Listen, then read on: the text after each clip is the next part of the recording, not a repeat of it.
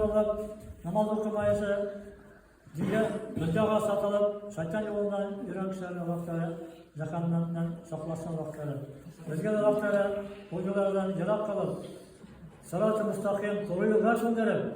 Tabi da mücadele sinyal Allah'ları, şuşu Ramazan'dan mücadeleden, günahlarımızdan, mesafelerlerinden taşlap, ikinci Ramazan ayında da tabi da meğraksine hizmet edip, sinyal kuşanıp, kol olup, muhabbetler sevmettiler, halklarla gelişip, ana seferler için cennette varımızda sonrasında uzun seneler edip, dilip, bayıtıp, bu dünyada uzun ömür verip, bu dünyada Allah'ta imanı musuluşa mütelasır. Rabbana atina fid dunya haseneten ve ahiret haseneten.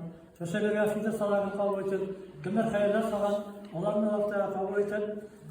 Niyetleri vergen, sünnetler için